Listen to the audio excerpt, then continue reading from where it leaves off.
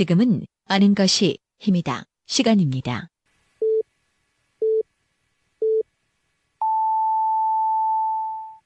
Welcome to the best podcast. Knowledge is power.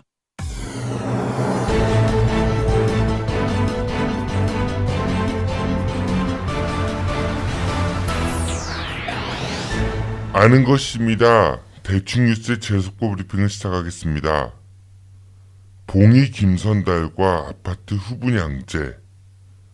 봉이 김선달은 조선 후기 설화에 등장하는 인물로 대동강물을 자신의 것인 양 속여서 판 희대의 사기꾼으로 유명합니다. 즉 봉이 김선달은 무에서 유를 창조해내는 놀라운 사기 능력을 보유한 인물이었죠. 우리나라의 아파트는 그동안 선분양을 통해 공급되었습니다. 이 선분양은 일단 건축주인 건설 시행사가 이러이러한 아파트를 짓겠다는 계획을 발표하고 그 샘플인 모델하우스를 만들면 사람들은 그걸 보고 아직 지어지지도 않은 아파트에 분양 신청을 미리 하는 것을 말합니다. 이후 분양을 받은 사람들은 아파트에 입주하기 전 사전에 계약금과 중도금 등을 납부해야 하는데 돈이 부족한 경우 은행에서는 이른바 집단대출이란 이름으로 빌리는 사람의 신용과 큰 상관없이 지어질 집을 담보로 대출을 해줍니다. 다시 말해 선분양제도는 아직 만들어지지 않은 제품에 사람들이 미리 돈을 내고 또 그 부족분은 은행이 대출해주고 이렇게 해서 분양이 이루어지는 것을 뜻합니다. 정부는 최근 공공부분 아파트에 대해 전체 공정의 80%에 도달한 이후 입주자를 모집할 수 있는 후분양제도 도입을 추진하기로 했습니다. 일단 시장 혼란을 막기 위해 공공 부문에 우선적으로 도입하고 민간 부분에 있어서는 규제보다는 후분양제 도입하는 업체들에 대해서 인센티브, 즉 무언가의 혜택을 줌으로써 민간 부문에 있어서도 자연스럽게 후분양 제도로 유도하겠다는 방침인데요. 이에 대해서 말이 많습니다. 후분양제를 시행하면 우선 중소건설사들의 경우 선분양 때처럼 선금을 받을 수 없기에 자금력이 딸려서 건설에 나서기가 어렵고 그렇게 되면 분양시장이 위축될 수 있다고도 합니다. 그리고 분양받는 사람들의 경우 대출 규제가 심해져 돈이 부족해서 분양받기가 어려워질 수도 있다는 지적도 나오고 있습니다. 아울러 선분양 시에는 집값을 계약금, 중도금, 잔금 형태로 2, 3년에 걸쳐 나눠낼 수 있었는데 후분양 제도를 하면 계약부터 입주까지 1년 이내에 이루어지기 때문에 자금 조달이 어려울 수도 있다는 우려도 있습니다. 그런데 재sob고는 이런 질문을 던져봅니다. 과연 만들어지지도 않은 제품에 대해 미리 돈 받고 승인해주고 대출 편의도 봐주고 이러한 사업 영역이 과연 몇이나 될까요? 또한 후분양제를 시행하겠다는 가장 큰 목적 중에 하나가 바로 투기 과열인데 현재에도 아파트를 비롯한 주택의 공급은 넘쳐나지만 역설적으로도 내 집이 없는 사람들의 비율 역시 전체의 44% 정도가 된다고 합니다. 그리고 상위 20%의 인구가 전체 주택의 51.7%를 소유하고 있다는 통계도 있습니다. 3.3제곱미터, 즉 집 한 평의 가격이 1천만 원이 훌쩍 넘는 요즘 아파트들. 이걸 과연 정상이라고 할 수 있을까요?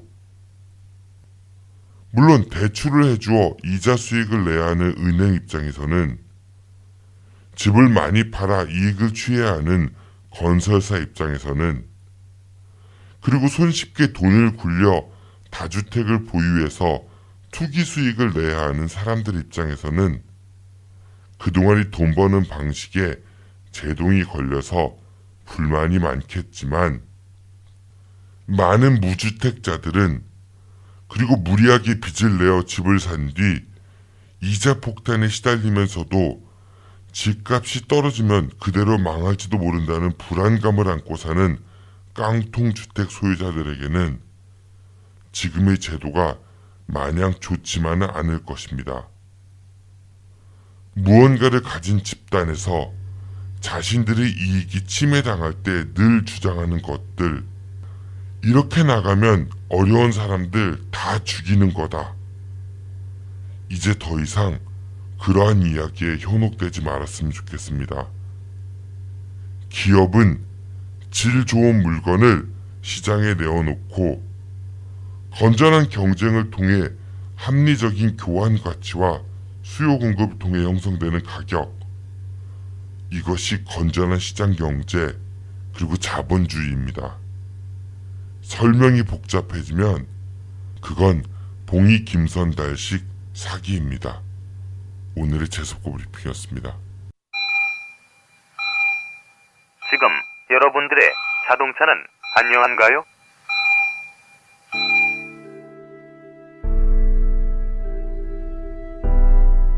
자동차는 편리한 교통수단이기 전에 나와 내 가족의 소중한 생명을 지켜주는 또 하나의 나입니다. 자동차 역시 우리들처럼 정기적인 건강관리가 필요하며 아플 경우 치료와 수술이 필요합니다. 나와 내 가족의 소중한 생명 지킴이 내 차의 모든 것을 이제 낭만카닥터 김사부와 상의하세요. 자동차의 돌담병원 북대전 모터스에 오시면 내 차의 모든 것이 편안합니다. 내 차를 위한 엑스레이, CT, MRI 등 최신 장비와 대한민국 최고의 자동차 엔지니어인 저 낭만카닥터 김사부를 만나실 수 있습니다. 북대전 IC에서 테크노밸리 방향 언덕 위의 하얀 집, 정신병원 아닙니다. 이상 여러분들의 자동차 주치 낭만카닥터 김사부였습니다.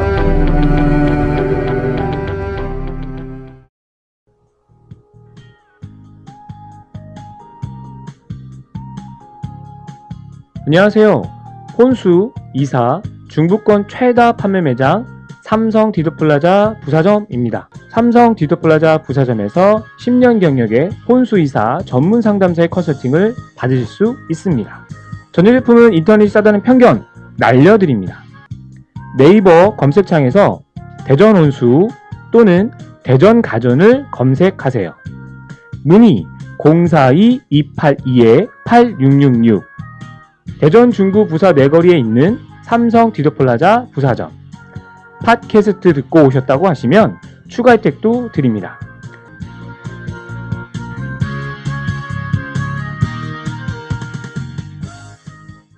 삼성 디지털 프로젝트 주인의 입장에서 머슴에게 보고받습니다.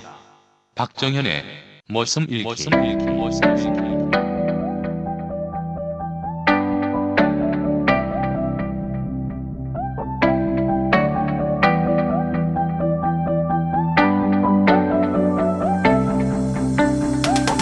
대전광역시의회 박정현 의원이 대전 지역의 현안과 의정 활동에 대해 청취자분들께 보고합니다.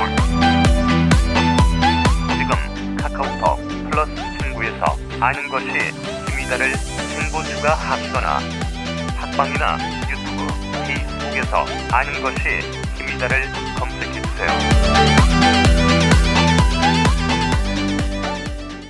오늘도 청취자 여러분들께 우리 지역의 소식을 전해주시는 고마운 분입니다. 중도일보 임병환 기자 연결되어 있습니다. 기자님 안녕하십니까? 네, 안녕하세요. 네, 벌써 한 주가 또 시작이 됩니다. 네, 시간 참 빨리 가는 것 같아요. 네, 이번 주는 이제부터 뭐 공휴일이나 연휴 같은 걸 기대할 수 없는 시간입니다. 예, 기자님 입장에서는 참 행복한 시간이 될 거라, 네, 그렇게 생각이 들고요. 그 오늘 재석가 브리핑에서는 그 최근 정부에서 발표한 아파트 그 후분양제 공공 부문에 있어서 그 얘기를 좀 했더라고요. 그동안 아파트는 선분양을 통해 가지고 미리 이제 사람들이 내가 살 집이 지어지지 않았는데 그 모델하우스만 보고 이제 돈을 미리 내고 돈이 부족하면 대출을 받아서 내고 이런 식으로 이제 집을 샀잖아요. 근데 이제 그러한 제도가 뭐 투기 과열로 이어질 수도 있고 또 가계부채도 1,400조가 넘는다고 하니까 뭐 여러 가지 문제 때문에 후분양제를 정부에서 이제 시행하겠다고 하는데 기자님은 어떤 생각이 드세요? 저도 뭐 분양을 한번 해본 적은 있지만 뭐랄까 이제 건설사들이 분양을 신청하신 분양자들의 돈을 받아서 아파트를 짓는 거잖아요. 어떻게 보면 자기 자본의 비율이 좀 낮은 상황에서도 분양 대금을 받은 돈으로 지금 건설을 시작하는 셈인데 어떻게 보면 아파트를 보급을 좀 확대하려는 정부의 정책인 셈이기도 하죠. 건설사들의 돈이 좀 적더라도 아파트를 지을 수 있는 여건을 좀 환경을 만들어준 셈이니까요. 근데 뭐 지금 뭐 주택 보급률이 많이 높아진 상황이기도 하고 글쎄요, 후분양제 뭐랄까 지금 건물 아파트에 대한 신뢰도 내가 원하는 아파트를 더 찾아서 구입할 수 있는 뭐 이런 계기가 좀 되지 않을까요?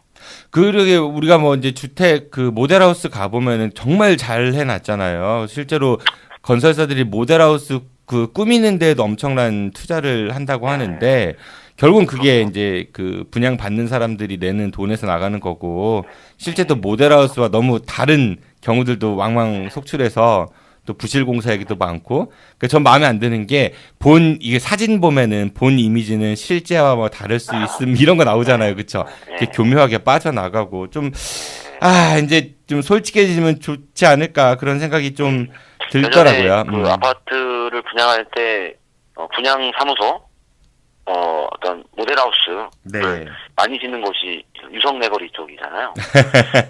그쪽에 이제 분양사무소 모델하우스 명당이라고 불리는데 거기가 월세가 1억 정도 있거든요.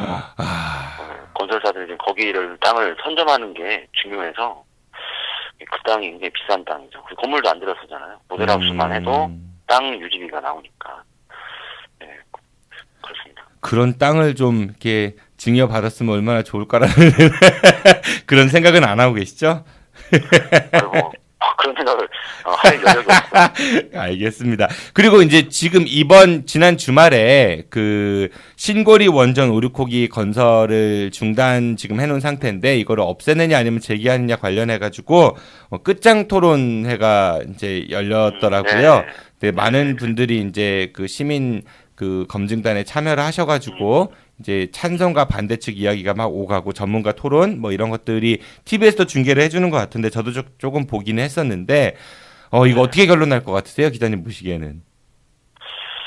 저는 뭐 결론보다는 그 어떻게 보면 그 공개 토론 어떻게 보면은 어떤 자율 토론이 어떻게 진행될지가 사실 더 궁금해요. 네. 그 토론이 말 그대로 우리가 좀 토론이라는 게 좀 어색하잖아요. 네. 우리가 뭐 강의하는 거나 전문가가 와서 말하는 걸 듣는 데 좀 익숙해져 있어서 자기의 생각을 남 앞에서 얘기를 하면서 의견을 주고받는 게 우리 생활에서 아직 좀 낯선 문화인데 또 TV 중계에서 토론회는 어떻게 잘 진행이 된 건가요?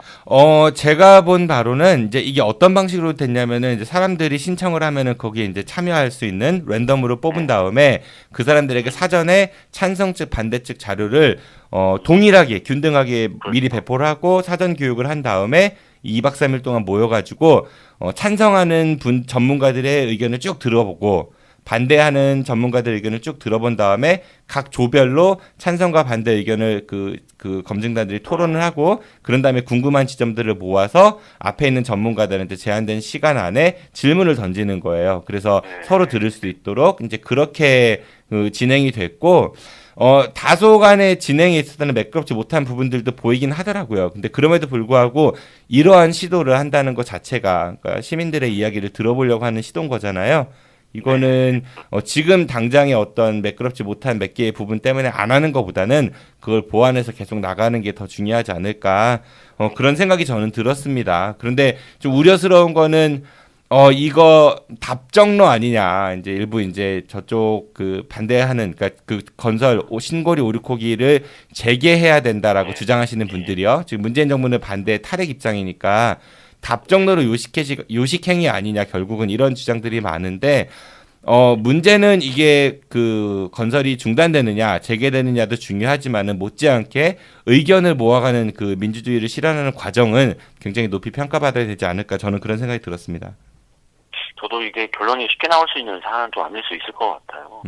그에 대한 효과 아니면 우리가 거둘 수 있는 긍정적인 부분, 아니면 놓칠 수 있는 부분, 이런 부분이 좀 많이 첨예하고, 굉장히 또 우리 국가를 위해서 되게 중요한 부분이라, 이 결론이 쉽게 내려지긴 않은 상황이긴 할 텐데, 이렇게 좀 토론, 시민들이 공개적인 의견을 주고받는 이런 과정이 있다는 게 참 반가운 일이죠.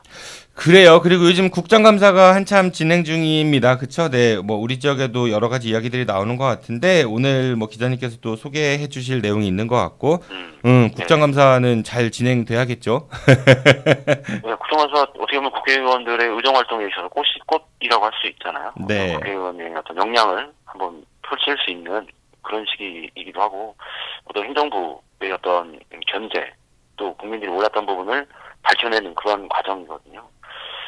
이건 말 그대로 뭐 고성이 오가는 때도 있긴 하겠지만, 이럴 때 우리가 궁금했던 부분을 좀 시원하게 긁어주는 그런 의원들이 좀 나와주길 기대하죠. 네, 알겠습니다. 그러면은 그러한 바람을 담아서 오늘의 첫 번째 뉴스를 부탁드리겠습니다.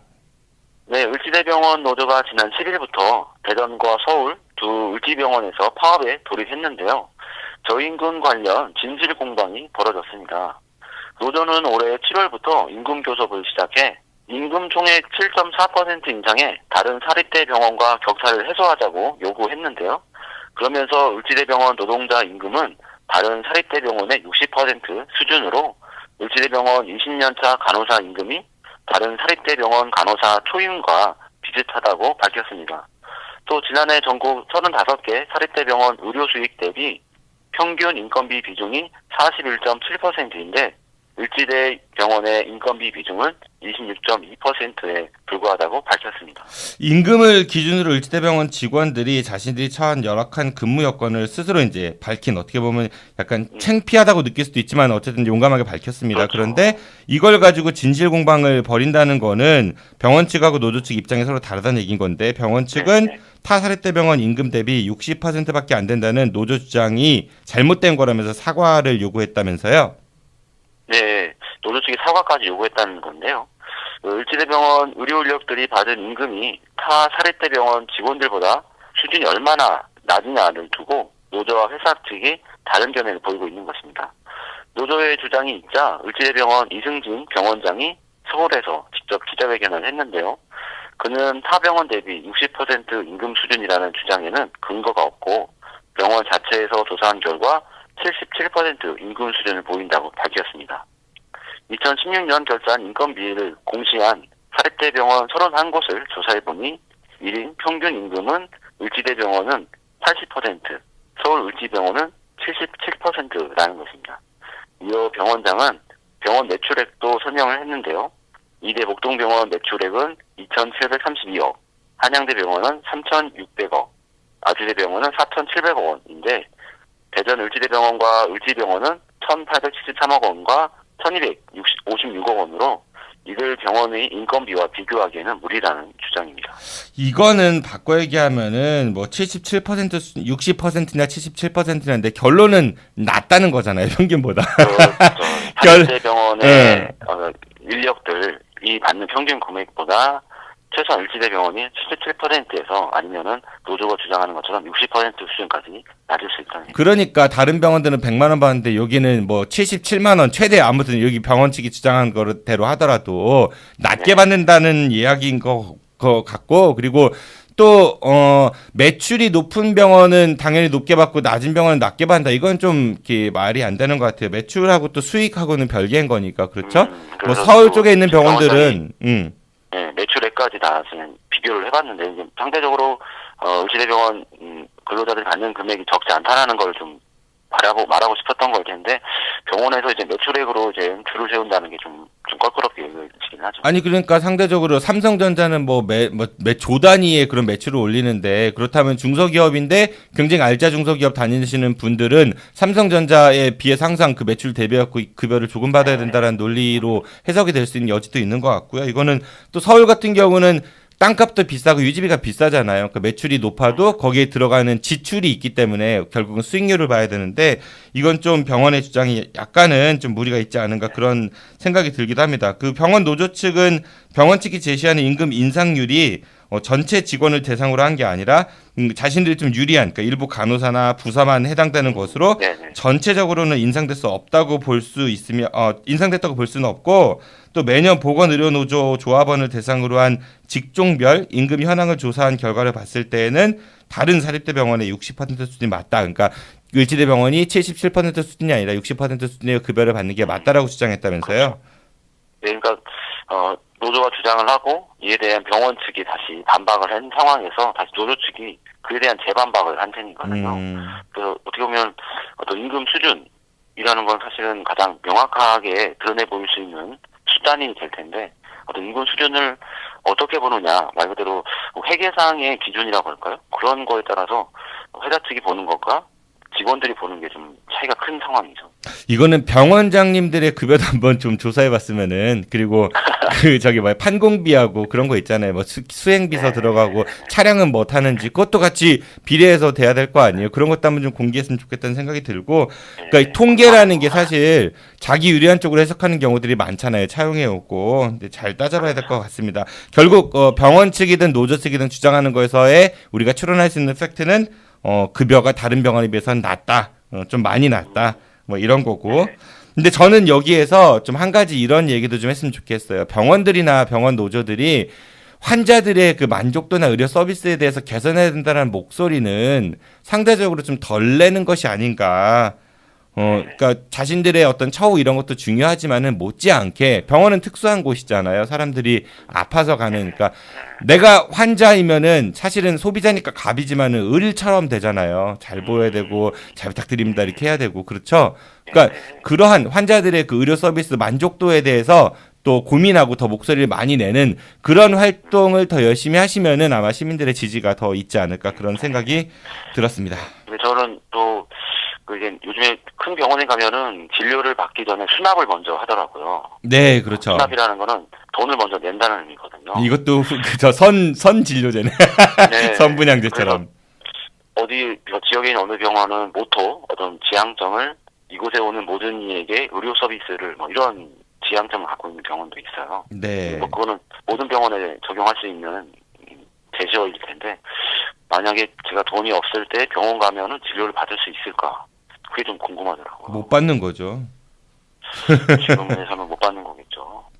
네. 아무튼 병원 열심히 일하시는 그 노동자분들의 이러한 그 내가 남들하고 비슷한 일을 하는데 돈을 현저하게 적게 받으면 그 문제가 있는 거 맞지요. 그러니까 그거는 개선돼야 될 게 맞지만은 덧붙여서 환자들의 그 만족도 의료 서비스 이런 부분에 대해서도 좀 목소리를 많이 평소에 내주시면 좋겠다라는 바람을 갖습니다. 네. 다음 소식 부탁드리겠습니다. 예, 지난달 28일이 1919년 3.1운동 당시 천안 아운의 독립만세운동을 주도한 유관순 열사 순국 97주기였습니다. 유관순 열사는 3.1운동을 하며 가장 먼저 떠오르는 상징적 인물인데요. 그에 대한 서훈은 3등급 독립장에 불과해 서훈 저평가 논란이 계속돼 왔습니다. 이에 따라 최근 유관순 열사 서훈을 1등급으로 상향해 당당한 대우를 받도록 하자는 여론이 형성되고 있습니다. 현재 아까 우리 국정감사 이야기를 했었는데 행정안전부 국감에서도 유관순 열사의 이 낮은 서훈 등급에 대한 문제가 제기됐다면서요. 네. 그 자유한국당 이명수 의원이 오히려 어떤 경우는 일부 친일 행위자보다도 유관순 열사의 서훈이 더 낮다고 지적했다고 하던데요. 예, 그 현재 상원법에 따르면 서훈 1등급 대한민국 장에는 김구, 안창호, 안중근 등 30명이 등록이 되어 있고요. 2등급 대통령장에는 신채호 선생과 신도석, 이은찬 등 93명이 등록되어 있습니다.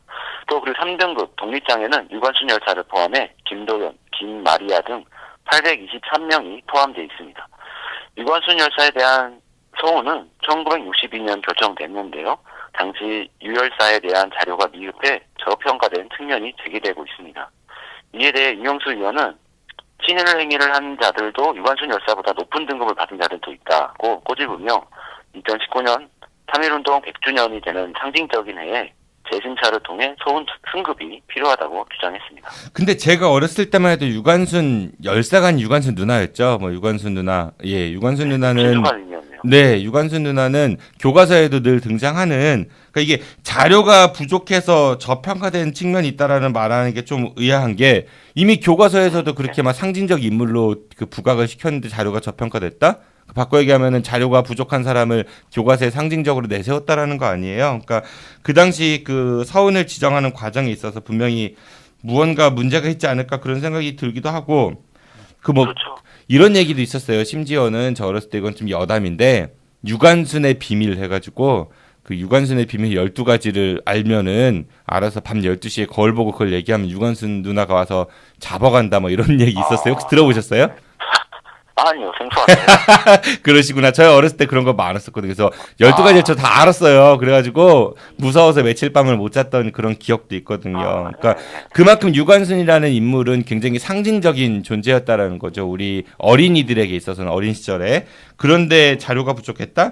좀 이해가 잘 맞진 않죠. 안 가고요. 그리고 아까 뭐 이명수 의원께서는 친일행위 한 사람보다 유관순이 더 이제 등급이 낮다 이런 주장을 하셨다고 했는데 누가 그런 높은 등급을 받았는지도 얘기해 주셨으면은 더 좋지 않았을까? 그러니까 그게 좀 아쉽더라고요. 네. 어떤 친일행위자 중에서 높은 소원을 받은 사람은 좀 분명 있거든요. 네. 친일행위자 명부가 노무현 정권 때 만들어졌잖아요. 네. 그분 중에서도 소원 받은 분들이 한 50여 분 정도 있는데 그분들에게 소원이 취소된 거는 또 5건 정도 남짓밖에 안 된다는 게 최근 또 국정감사 자료로 나온 게 있었는데 그런 어떤 소원이 그대로 유지된 친일 행위자로 지목이 됐음에도 이런 분들에 대해 좀 거론도 좀 같이 있었으면 하는 아쉬움이 좀 있더라고요. 나중에 기회 되면은 그 우리 임재근 평화통일교육문화센터 그 팀장님한테 전문가니까 여쭤보면은 술술 나올 것 같아요. 다음에 한번 다시 다뤄보도록 하고 그 유관순 열사의 서훈 상향 필요성을 언급을 이제 했다고 하는데 현재 서훈법에는 서훈 상향 법률을 담고 있지 않아가지고 이걸 올리려면은 법이 개정돼야 된다면서요. 네, 먼저 이제 구분형 천안시장도 이미 유 열사는 1919년 이화학당 재학 중 휴교령이 발령돼 고향인 천안으로 내려와 만세운동을 주도하다가 일제 탄압 때 옥사했다며 서훈 승급 필요성을 주장했고요. 이낙연 총리도 지난달 16일 국무회의에서 유 열사의 법률상 서훈 등급과 우리가 알고 있는 그분의 상징적 의미가 차이가 나 위상 홀대하는 것이 아닌지 생각이 든다며 서훈 등급 조정을 언급했습니다. 그러나 현재 상원법으로는 서훈의 추천, 확정, 취소만 규정되어 있을 뿐 서훈을 재조정할 수 있는 근거가 마련되어 있지 않은 상황입니다. 이거는 이명수 의원께서 잘 지적하신 것 같긴 하네요. 이게 뭐 노무현 뭐 정부 아니더라도 이명박 박근혜 정부에서도 없었던 일은 아닌 거잖아요. 그때 얘기가 그렇죠. 더 나왔으면 좋았겠지만은 이제라도 나온 게 다행인데 그렇잖아요. 이제 그 여당 시절에는 이런 얘기 잘 안 하시다가 야당 되니까 이런 얘기 끄집어낸 거는 그래도 지금이라도 나온 건 다행인 것 같고, 근데 계속해서 이제 이런 지적에만 그치는 게 아니라 실제 이루어지는지에 대해서 좀 시민들이 관찰해야 될 것 같습니다. 우리가 보통 흔히 독립운동하면 3대가 망하고 뭐 친일을 하면은 3대 뭐 대대손은 잘 산다 이런 얘기들 많이 있었잖아요. 정말 치욕스러운 말인 거죠. 그렇죠. 그 프랑스 같은 경우 그런 일은 있으면 안 되는 얘기죠. 프랑스 같은 경우는 뭐 이른바 콜라보라시옹이라고 해가지고 그 부역했던 자들과 그 뭐 가족들까지도 정말 처절하리만큼 그 처단을 해냈거든요. 그러니까 다시는 그 이 땅에 그러한 그 나라와 민족의 어려움이 닥쳤을 때 그러한 짓을 할 수 없도록 할 정도로 그런 거에 반하면 우리는 화합의 민족이 아닌가. 시기를 좀 놓쳤던 셈이겠죠. 중요한 시기를 전쟁을 벌이느라 아니면 좀 전쟁을 수습하느라 중요한 시기를 좀 놓쳐버리지 않았을까 생각이 들더라고요. 그러니까 이제는 좀 시간이 많이 흘러가지고 뭐 처단 처벌 이런 게 현실적으로 좀 불가하다 한다 할지라도 적어도 진상규명만큼은 엄중하게 해서 후대에서는 다시는 이러한 과거가 반복되지 않을 수 있는 교훈이 좀 남겨졌으면 좋겠다 이런 생각이 듭니다. 네, 예, 알겠습니다. 국감 때 정말 국민들이 원하는 그런 다양한 소식들이 좀 들려왔으면 좋겠다는 생각이 들고요. 이번 국감 때 좀 특징이 말 그대로 이제 여당과 야당이 바뀌다 보니까 작년 국감 때만 해도 국정 홍보를 열심히 하던 당이 이번에는 오히려 공격적인 입장으로 바뀐 게 좀 재밌더라고요. 예, 그래요. 예, 보는 국민들은 재미있기도 하지만은 네, 그 재미가 우리의 행복으로 이어질 수 있기를 바랍니다. 네, 다음 소식 부탁드리겠습니다.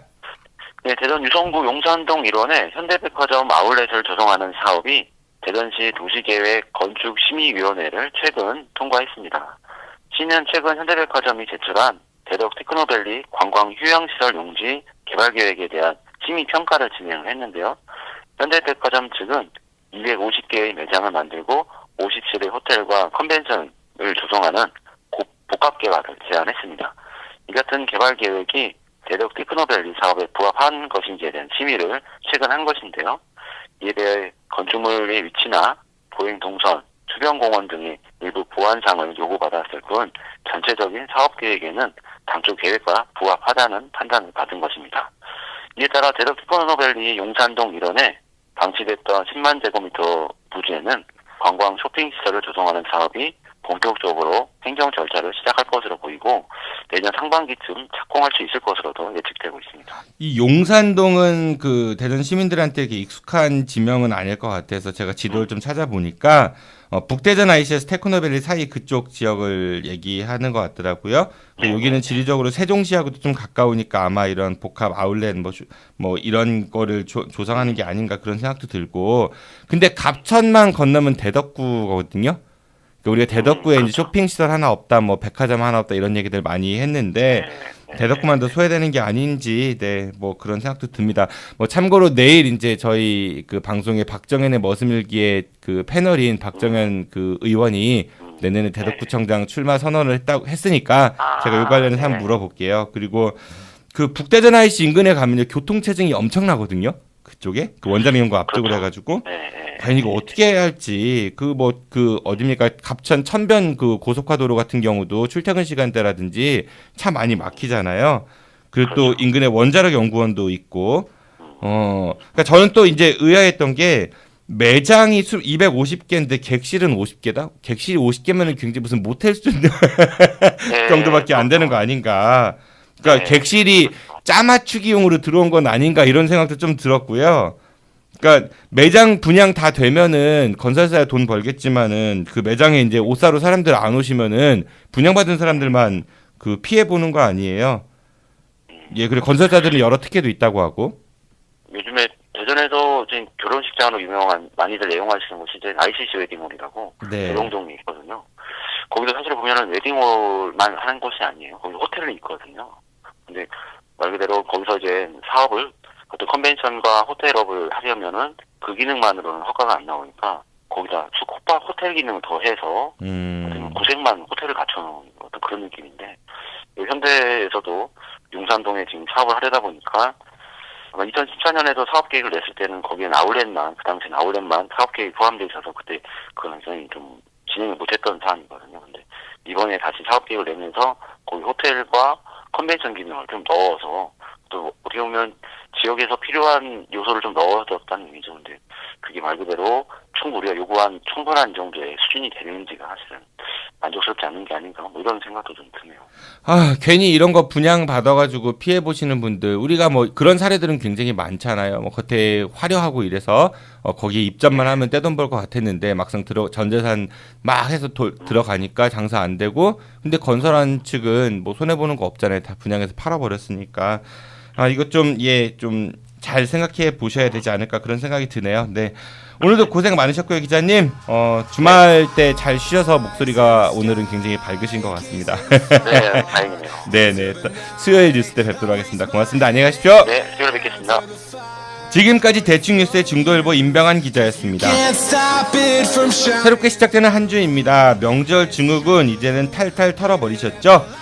청명한 가을 날씨를 일상에서도 만끽하실 수 있는 그런 하루가 되었으면 좋겠네요. 내일은 대전광역시의 박정현 의원으로부터 보고받는 시간 박정현의 머슴일기가 여러분들을 찾아갈 예정입니다. 내일도 많은 청취 부탁드리겠습니다. 지금까지 진행의 정진호였습니다. 청취해주셔서 고맙습니다. 안녕히 계십시오. I'll be back.